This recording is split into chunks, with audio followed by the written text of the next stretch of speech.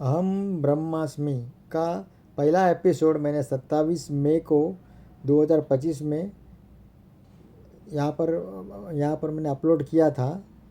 उससे आगे का अभी मैं आज से चालू कर रहा हूँ। अहम ब्रह्मास्मि, आइए पढ़ते हैं। निसर्गदत्त महाराज एक व्यक्ति चित्र। श्री निसर्गदत्त महाराज एक व्यक्ति चित्र जो शीर्षक के नीचे, कौन है श्री निसर्गदत्त महाराज? जब उनकी जन्मतिथि के विषय में उनसे प्रश्न किया गया तो सद्गुरु ने सहज भाव से कहा कि उनका तो कभी जन्म हुआ ही नहीं।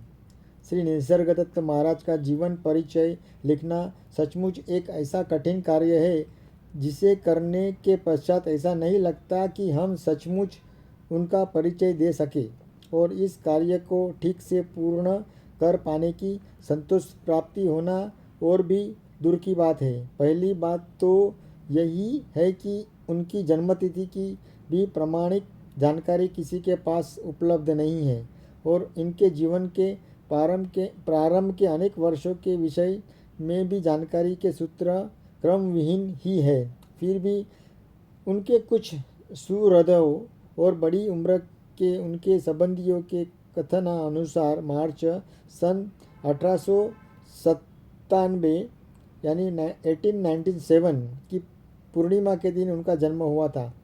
संयोगवश वह तिथि हनुमत जयंती का शुभ दिन भी था, अतः उनके माता पिता ने उन्हें मारुति का नाम प्रदान किया। उनके बचपन तथा कैशोर्य की घटना की सारी जानकारी भी ऐसी ही इधर उधर बिखरी हुई है। कहा जाता है कि उनके पिता शिवराम पंत एक निर्धन व्यक्ति थे और उन्होंने मुंबई में कुछ समय तक एक घरेलू नौकर के रूप में कार्य किया था। बाद में वे महाराष्ट्र राज्य के रत्नागिरी जिले के घने जंगलों में कांदलगांव नामक एक ग्राम में जा बसे और एक छोटे से किसान की तरह जीवन यापन करने लगे। मारुति का बचपन शिक्षा से लगभग वंचित ही रहा। अपने बाल्यकाल में उसने श्रम के हर उस कार्य में अपने पिता का हाथ बटाया जिसकी अपेक्षा बालक से पिता कर सकता है। गाय बैलों आदि पशुओं की देखभाल करना, हल बैल चलाना और छोटे मोटे ऐसे ही और भी अनेक कार्य, जिस प्रकार के सीधे सादे ये सब कार्य थे वैसे ही सामान्य से थे उसके मन बहलाव के तरीके भी। फिर भी बालक अत्यंत ही जिज्ञासु और मननशील प्रवृत्ति युक्त था और उसके मन में निरंतर ही नए नए प्रश्न उठते रहते थे। गांव के ही एक ब्राह्मण श्री विष्णु हरिभाव गोरे उसके पिता के घनिष्ठ मित्र थे और ग्रामीण परिवेश की दृष्टि से वे अपेक्षतया अत्यंत विद्वान भी थे। उनका रुझान धर्म के प्रति भी था और वे प्रायः धार्मिक विषयों पर भाषण करते थे। बालक मारुति उनके वचनों को अत्यंत एकाग्रता से सुनता और उस पर उसकी अपेक्षा कहीं अधिक गहराई से चिंतन करता। जितना ही लोग उसका अनुमान करते थे, उसकी दृष्टि से भी श्री गौर एक आदर्श मानव थे, लगनशील, दयालु और मेधावी। जब मारुति 18 वर्ष का हुआ तो उसके पिता ने अपने पीछे उसकी माँ, 4 बेटों और 2 बेटियों को छोड़कर स्वर्ग सिधार गए। पहले ही उनके खेत से होने वाली आय बहुत थोड़ी थी और उनके मृत्यु हो जाने के पश्चात तो और भी घटकर इतनी अल्प हो गई कि इतने प्राणियों का पेट न भर सकती थी। मारुति के बड़े भाई ने आजीविका का तलाश में गांव छोड़ दिया और मुंबई चले आए और जल्दी ही मारुति ने भी वही रास्ता लिया। ऐसा कहा जाता है कि मुंबई में उसके कुछ माह अल्प वेतन पर मुनीम का कार्य किया, पर जल्दी ही उससे उनका मन बुरी तरह उचट गया और उसने वहाँ से छुट्टी पा ली। फिर उसने अपना स्वयं का ही एक छोटा व्यवसाय शुरू किया और बच्चों के वस्त्रों, तंबाकू, बीड़ी आदि की बिक्री करने लगा। समय बीतने पर उसका यह व्यवसाय खूब चल निकला और उसके एक प्रकार की आर्थिक सुरक्षा सी हो गई। इसी दौरान उससे विवाह कर घर बसाया। उसके एक पुत्र और 3 पुत्रियां हुई। बचपन, युवावस्था, विवाह और गृहस्थी। अपनी मध्य आयु तक मारुति ने एक औसत मनुष्य का ही वही साधारण सा रोजमर्रा का जीवन जिया, इससे जिससे उल्लेखनीय कहा जा सके ऐसा कुछ न था। तब उस संतत्व की उन्हें संभवत कल्पना तक न थी जो शीघ्र ही उनके द्वार खटखटाने वाला था। उस काल के उन मित्रों में से एक थे यशवंतराव बागकर। वे नवनाथ संप्रदाय के आध्यात्मिक गुरु थे। श्री सिद्धरामेश्वर महाराज के भक्त थे। एक संध्या को उन्हें मारुति को अपना साथ लिया और उन्हें अपने गुरु के पास ले आए। वह संध्या मारुति के जीवन में एक नया मोड़ लेकर आई। गुरु ने उन्हें मंत्र दीक्षा दी और ध्यान के निर्देश दिए। अभ्यास के प्रारंभ में ही उन्हें अनेक सूक्ष्म और दिव्य अनुभव होने लगे और प्रायः उन्हें समाधि भी लग जाया करती थी। इनके भीतर मानो सचमुच ही चैतन्य के धरातल पर एक विस्फोट सा हुआ और जिससे फलस्वरूप उन्हें वैश्विक सर्वव्याप्त चैतन्य का शाश्वत जीवन का आविर्भाव हो गया। मारुति नाम से जाने वाले उस छोटे से व्यापारी की पहचान ही मिट गई और उसका स्थान श्री निसर्गदत्त महाराज के नाम से प्रसिद्ध होने वाली दिव्य सत्ता ने ले लिया। संसार के अधिकांश मनुष्य अपनी व्यक्ति परक स्वचेतना में ही डूबे रहते हैं। उनमें न तो इससे परे जाने की इच्छा या कल्पना होती है और न ही इस हेतु उनमें आवश्यक बल ही होता है। वे बस अपने ही लिए जीते हैं। उनके द्वारा किए जाने वाले सारे प्रयास इसी दिशा में गतिमान रहते हैं कि कैसे अपनी ही संतुष्टि और गौरव की वृद्धि करते रहें। दूसरी ओर ऐसे भी कुछ ऋषि, शिक्षक और आत्मज्ञानी होते हैं जो बाह्यतः तो इसी संसार में रहते हैं, दिखलाई देते हैं, पर साथ साथ एक अन्य जगत में भी उनकी अवस्थिति होती है। उस जगत में जो कि वैश्विक चेतन और अनंत ज्ञान से नित्य प्रकाशित है। अपने आत्मज्ञान के प्रकाश की उपलब्धि के पश्चात श्री निसर्गदत्त महाराज भी ऐसा ही एक द्विआगामी जीवन जीने लगे। दुकान पर वे सब भी कार्य करते रहे, पर अब उनकी दृष्टि लाभ पर केंद्रित न रही और बाद में तो उन्हें अपने परिवार तथा व्यवसाय को छोड़ ही दिया। वे साधु होकर एक भिक्षु के रूप में धार्मिक परिदृश्य की विस्तृत और विभिन्नतापूर्ण भारतीय भूमि में विचरण करते हुए तीर्थ यात्रा पर चले गए। उन्होंने धन रखना भी बंद कर दिया और केवल गुरु आश्रय के संबल पर पैदल ही यात्रा करते। वे नंगे पैरों हिमालय की ओर चल दिए। वहाँ उनका विचार हुआ कि अपनी शेष आयु शाश्वत जीवन की खोज में करते हुए वहीं बिताए, पर शीघ्र ही उन्हें इस प्रकार की तथाकथित खोज की निरर्थकता का बोध भी हुआ और उनके कदम घर की दिशा में चल पड़े। उन्हें अनुभव हुआ कि शाश्वत जीवन की प्राप्ति और खोज कोई ऐसी वस्तु नहीं है जिसके लिए यहाँ वहाँ भटकना आवश्यक हो। यह तो उनके पास ही थी। मैं देह हूँ। इस विचार से परे चले जाने पर उन्हें ऐसी अत्यंत आनंदकारी, शांतिपूर्ण और महिमामयी नित्य अवस्था की प्राप्त हो गई जिसकी तुलना में अन्य सब कुछ अत्यंत ही तुच्छ हो गया। उन्हें आत्मोपलब्धि हो गई। यद्यपि सद्गुरु औपचारिक शिक्षा से वंचित रहे, पर उन्हें होने वाली बातचीत से प्रकट होने वाला तत्वज्ञान अप्रतिम स्तर रखता था। निर्धनता में जन्मे और पले होने पर भी वे सर्वाधिक संपन्न लोगों की अपेक्षा संपन्नतम ही है, क्योंकि उनके पास अक्षय ज्ञान की वह असीम संपदा है जिसकी तुलना में बड़े बड़े कुबेरों के भंडार तृण से तुच्छ है। वे सूर्योदय और प्रेम पूर्वक है। उनका हास्य पैना पर निश्चल है।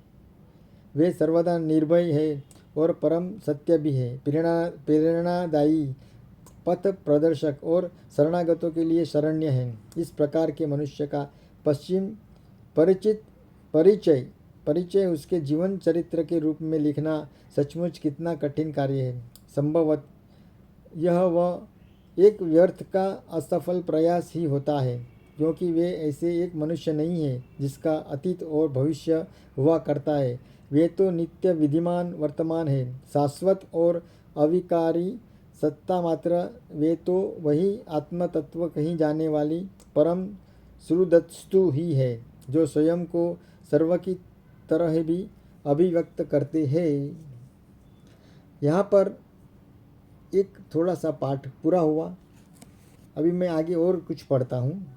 आई एम दैट अंग्रेजी अनुवाद की टिप्पणी। आई एम दैट अंग्रेजी अनुवाद की टिप्पणी ऐसा कुछ पता लिखा है। मॉरिस फ्रीडमन अनुवादक है।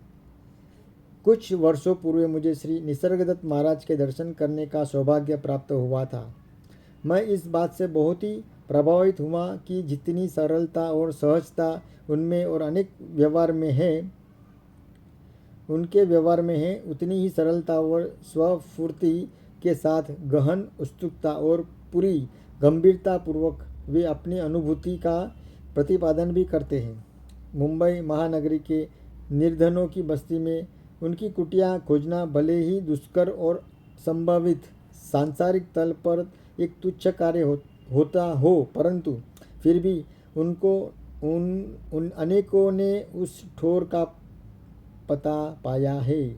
उनमें से अधिकांश भारतीय है और अपनी मातृभाषा में बातचीत करते, पर ऐसे भी कई विदेशी तत्व जिज्ञासु वहाँ तक पहुँचे जिन्हें एक दुभाषी की आवश्यकता होती थी। जब भी वे वहाँ उपस्थित होता था, इस कर्तव्य पर भार मुझे ही उठाना होता था। जो प्रश्न वहाँ पूछे जाते थे और उनके जो उत्तर दिए जाते थे, वे इतने अधिक रोचक और महत्वपूर्ण होते थे कि एक टेप रिकॉर्डर की व्यवस्था की गई। ध्वनि मुद्रक आलेखों टेप्स में से अधिकांश मराठी अंग्रेजी वार्तालापों से कैसेट्स थे और बहुत से ऐसे भी थे जिसमें अनेक भारतीय और यूरोपीय भाषा का मिला जुला प्रयोग था।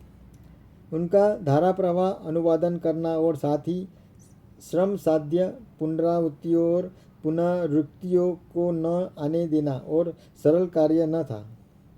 ये कोई सरल कार्य न था। आशा है कि ध्वनि मुद्रक कैसेट्स के रूपांतर और भाषांतर की यह प्रस्तुति अपने ध्येय में सफल हो सकेगी और निर्मल प्रज्ञा के धनी, उदार हृदय तथा अनेक प्रकार के असाधारण इस मानव की शिक्षाओं की प्रखरता से संप्रेषण को यथावत अपनी उत्पादकता के साथ जिज्ञासुओं तक ले जाएगी। इन वार्तालापों की एक प्रस्तुति जो मराठी भाषा में है और जिसकी प्रामाणिकता की परीक्षा और पुष्टि स्वयं श्री निसर्गदत्त महाराज द्वारा की गई है, पृथक से प्रकाशित हो गई है। मुंबई, अक्टूबर 16, 1973। मॉरिस फ्रीडमन अनुवादक। ये मॉरिस फ्रीडमन के द्वारा लिखा गया था। आई एम दैट के लिए स्व श्री सुधाकर एस दीक्षित लिखित एडिशन की नोट। आई एम दैट की यह प्रस्तुति पूर्व में 2 भागों में प्रकाशित इस ग्रंथ का नया संशोधित और परिवर्धित संस्करण है।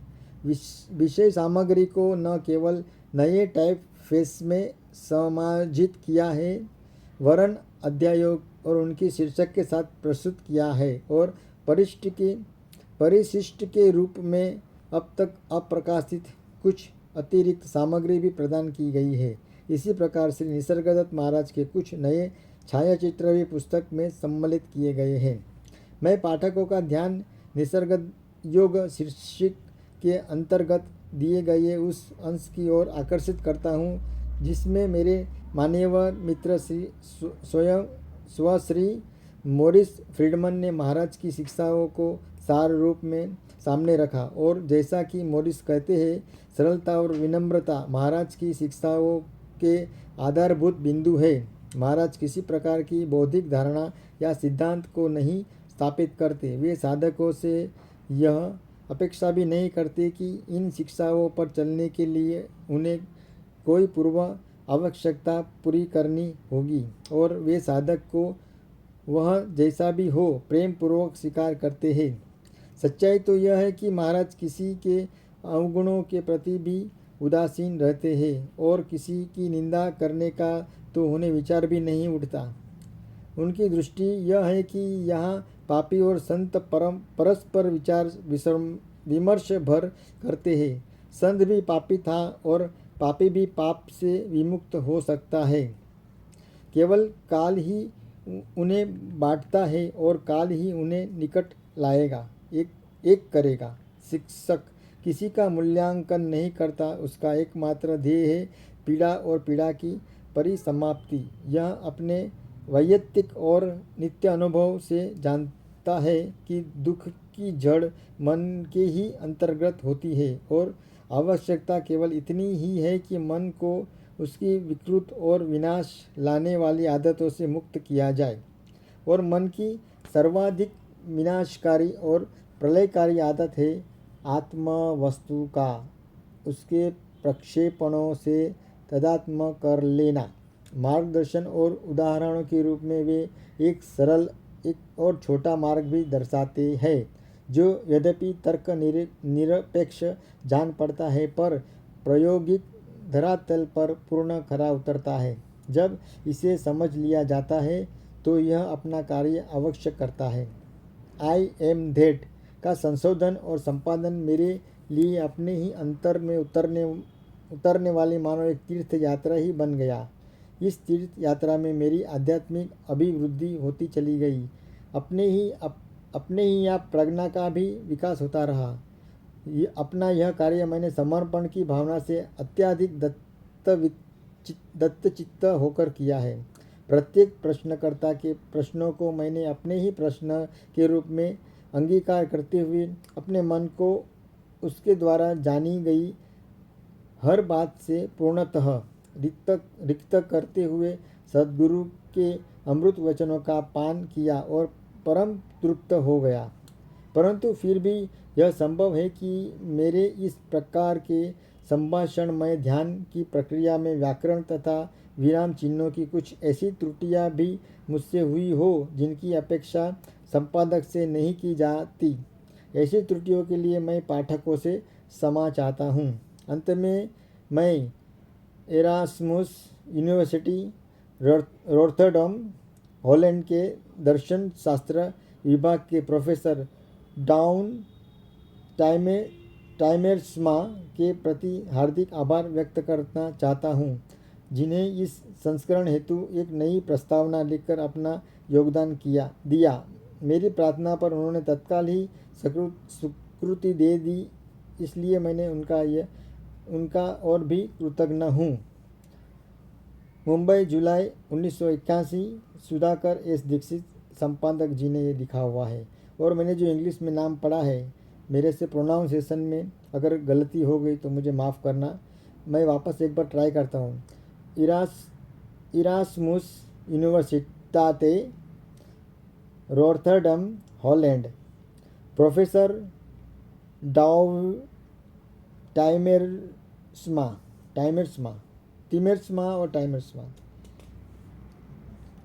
अभी आगे पढ़ते हैं। अभी आगे हमारे अध्याय चालू हो जाएंगे, तो अध्याय के लिए मैं शुरुआत कर ही दूंगा आज से। तो हम आगे अध्याय पढ़ते हैं। एक नंबर अहम वृत्ति मैं हूँ का भाव। प्रश्नकर्ता, यह नित्य प्रति का अनुभव है कि निद्रा से आगे जागते ही संसार आकस्मिक प्रतीत होने लगता है। यह कहाँ से आता है? कोई भी वस्तु अस्तित्व ग्रहण कर सके इससे पूर्व कोई होना आवश्यक है, जिसके निमित्त वस्तु अस्तित्व ग्रहण कर प्रकट हो रही हो। सभी वस्तुओं की प्रतीति और विलुप्त होने की प्रक्रिया में परिवर्तन और इस प्रकार के परिवर्तन की पृष्ठभूमि के रूप में एक परिवर्तन रहित तत्व को मानना ही होगा। महाराज जी ने ये उत्तर दिया था। प्रश्नकर्ता दूसरा, जाग पड़ने से पूर्व मैं चेतना शून्य था। किस प्रकार से क्या तुम स्मृति शून्य की तरह थे या कि अनुभव से रहित? क्या अचेत होने पर तुम अनुभव करना बंद कर देते हो? क्या ज्ञान के बिना तुम्हारा अस्तित्व संभव है? क्या स्मृति में व्यवधान तुम्हारे अस्तित्व रहित होने का प्रमाण है? और यदि तर्क संगत दृष्टि से भी देखा जाए तो क्या यह संभव है कि तुम अपने न होने को वास्तविक अनुभव के रूप में व्यक्त कर सको? तुम यह भी नहीं कह सकते कि तुम्हारे मन का अस्तित्व नहीं था। जब कोई तुम्हें पुकारता है तो क्या तुम निद्रा में भी जाग नहीं पड़ते? आगे जाग जाने पर क्या मैं हूँ यही भाव सबसे पहले नहीं उठता? अतः सुषुप्ति अथवा मूर्छा में भी चेतना किसी बीज की तरह विद्यमान रहती अवश्य है। जागने पर का अनुभव कुछ ऐसी गति ग्रहण करता है। मैं हूँ देह संसार में, यह एक क्रम सा प्रतीत हो सकता है, परंतु वस्तुतः यह सब एक ही समय में होता है। संसार में एक देहधारी होने का विचार मात्र क्या यह व्यक्ति हुए बिना मैं हूँ के भाव का उत्पन्न होना संभव है? प्रश्न। दूसरा एक जन ने प्रश्न किया, मैं सदैव ही एक व्यक्ति हूँ, उसकी स्मृतियाँ और आदतों के साथ किस अन्य मैं हूँ को मैं नहीं जानता। महाराज जी ने उत्तर दिया, शायद ऐसा तो नहीं कि कोई वस्तु तुम्हारे जानने को रोक रही हो। जब अन्य कुछ लोगों को ज्ञात किसी वस्तु को तुम नहीं जानते हो तो तुम क्या करते हो? प्रश्नकर्ता। और एक जन ने प्रश्न पूछा, तब मैं उनके मार्गदर्शन में उनके ज्ञान के स्तोत्र का पता लगाता हूँ। महाराज जी ने कहा, क्या यह जानना तुम्हारे लिए महत्वपूर्ण नहीं है कि तुम एक देह मात्र हो या कि अन्य वस्तु कुछ वस्तु, या यह कि अनंत तुम कुछ भी नहीं हो? यह प्रश्नार्थ चिन्ह था। क्या तुम यह नहीं देखते कि तुम्हारी सभी समस्याएं तुम्हारे देह की ही समस्या है? भोजन, वस्त्र, घर, परिवार, मित्र, नाम, यश, सुरक्षा, जीवित रह पाना, ये सभी उसी क्षण अपना महत्व खो देते हैं जब तुम यह बोध होता है कि तुम केवल देह भर नहीं हो सकते। प्रश्नकर्ता। मैं देह नहीं हूँ, इस ज्ञान से क्या लाभ है? महाराज ने कहा, तुम देह नहीं हो यह कहना भी पूरी तरह से सही नहीं है। एक तरह से तो तुम सारे ही शरीर, सारे ही हृदय, सारे मन हो, और इन सबसे बढ़कर कुछ और भी हो, मैं हूँ। इस प्रभाव में गहरे उतरो और तब तुम्हें ज्ञात होगा किस खोई हुई अथवा विस्मृत वस्तु को तुम किस प्रकार ढूंढते हो। वह तब तक तुम्हारे मन में बनी रहती है जब तक तुम पुनः उसे स्मरण नहीं कर लेते हो। होने का मैं हूँ यह भाव सबसे पहले उदित होता है। अपने आप में से पूछो कि यह कहाँ से है, कैसे आता है, अथवा शांत चित्त से इसका अवलोकन करो। जब मैं हूँ में स्थिर होता है और निश्चल बन रहता है, तब तुम एक ऐसे अवस्था में प्रविष्ट हो जाते हो जिसका वर्णन तो न कर सकते हैं, पर उसे अनुभव किया जा सकता है। तुम्हें केवल इतना करना है कि पुनः पुनः प्रयास करो। मैं हूँ यह भाव तो निश्चित ही सदैव ही तुम्हारे साथ रहता है। तुम तो बस देह, अनुभव, विचारों, धारणाओं, अपने स्वामित्व की वस्तुओं आदि सबको इससे संयुक्त कर रखा है। ये सभी स्व तदात्म भ्रमित करते हैं। इसके कारण तुम अपने आप को उस प्रकार से मान बैठे हो जिस प्रकार से तुम हो नहीं। प्रश्नकर्ता ने पूछा, तो मैं क्या हूँ? महाराज ने उत्तर दिया, यह जान लेना प्राप्त है कि तुम क्या नहीं हो। तुम्हें यह जानने की आवश्यकता नहीं है कि तुम क्या हो, क्योंकि जब तक हम ज्ञान को संवेदन या धारणा के माध्यम से जाने हुए शब्दों के माध्यम से अभिव्यक्त करते हैं, तब तक आत्मज्ञान जैसी कोई वस्तु नहीं होती, क्योंकि जो तुम हो उसे पूर्व निषेध के अतिरिक्त अन्य किसी प्रकार से वर्णित करना संभव नहीं है। तुम बस इतना भर कह सकते हो कि मैं यह अथवा वह नहीं हूँ, मैं यह हूँ। इसे इस प्रकार से कहने का कोई तरीका नहीं है जिससे कि इस बात का पूर्ण अर्थ प्रकट किया जा सके। इसका अपने आप में कुछ अर्थ नहीं निकलता। जैसे भी तुम यह अथवा वह के रूप में इंगित कर सको, तुम नहीं हो सकता। निश्चित रूप से तुम कुछ अन्य नहीं हो सकते। तुम कल्पना या संवेदना की क्षमता में सीमित वस्तु नहीं हो, परंतु फिर भी तुम्हारा अभाव में संवेदना अथवा कल्पना संभव नहीं होती। तुम हृदय को भावपूर्ण हुआ देखते हो, मन को सोचते हुए और देह को कार्य में रखते हो। इस प्रकार की संवेदना से यही सिद्ध होता है कि तुम वह नहीं हो जिसकी कोई संवेदना तुम्हें होती है। क्या तुम्हारे अभाव में संवेदना, अनुभव आदि संभव है? अनुभव सदा किसी के संबंध में हुआ करता है। कोई तो होना आवश्यक है जो कि उसे अपना घोषित करे। बिना अनुभवकर्ता के अनुभव वास्तविक न होगा, यह तो अनुभवकर्ता ही होता है जो कि अनुभव को सत्यता प्रदान करता है। जो अनुभव तुमसे संबंधित नहीं, उसका तुम्हारे लिए क्या मूल्य होगा? प्रश्नकर्ता, अनुभवकर्ता होने का भाव, मैं हूँ का भाव, क्या यह भी एक अनुभव ही नहीं है? महाराज ने कहा, स्पष्ट ही कि जो भी अनुभव किया जाता है अनुभव ही है, तथा प्रत्येक अनुभव में उस अनुभव का अनुभवकर्ता उदित होता है। स्मृति निरंतरता का भ्रम उत्पन्न करती है।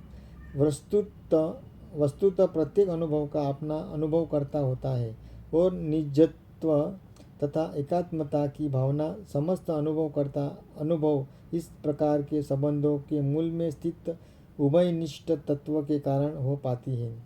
निजत्व और निरंतरता एक ही वस्तु नहीं है, जिससे प्रत्येक फूल का अपना रंग होता है, परंतु सारे रंग एक ही प्रकार से उत्पन्न होते हैं। इस प्रकार अनेक अनुभवकर्ता एक ही अखंड और अखंडनीय चैतन्य में प्रकट होते हैं, पर प्रत्येक सारतः तो एक और स्मृति और पृथक होता है। यह सार वस्तु अनुभव मात्र का मूल आधार और काल स्थान निरपेक्ष संभावना है। प्रश्नकर्ता, मैं इस तक कैसे पहुँच सकता हूँ? महाराज ने कहा, तुम्हें इस तक पहुँचने की आवश्यकता नहीं है, क्योंकि तुम यह हो। यदि तुम इसे एक अवसर प्रदान करो तो यह तुम तक स्वयं आएगी।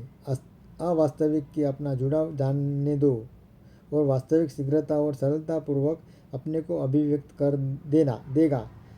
अपने आप की यह या वह होने अथवा करने की कल्पना करना रोको, और तब यह बोध तुम पर प्रकट होगा कि तुम सबका हृदय और स्रोत हो। इसके साथ साथ एक ऐसा उदात्त प्रेम भी स्वतः अभिव्यक्त होगा, जो कि न तो चुनाव है, न पूर्वाग्रह और न मोह। वह वरन ऐसी शक्ति है जो हर एक वस्तु को प्रेम पात्र और प्रेम पूर्ण बनाती है। दोस्तों, यहाँ के साथ हमारा जो पहला चैप्टर था वो यहाँ ख़त्म होता है। कल से हम दूसरा तीसरा चैप्टर 2-3 चैप्टर एक साथ में रहेंगे, तो हमारे साथ में बड़े रहिए। धन्यवाद। अहम ब्रह्मास्मि निसर्गदत्त महाराज जी को प्रणाम करते हुए हरिओम श्री कृष्णार्पणमस्तु। दोस्तों, अहम ब्रह्मास्मि यह किताब पढ़ने के मेरे प्रयास को आप अपने मेरे जो चैनल है उसको लाइक, शेयर और सब्सक्राइब करके धन्यवाद दे सकते हैं। बहुत बहुत धन्यवाद। लाइक, शेयर और सब्सक्राइब कीजिए। जीवन रथ _ अनिल मेरी चैनल का नाम है।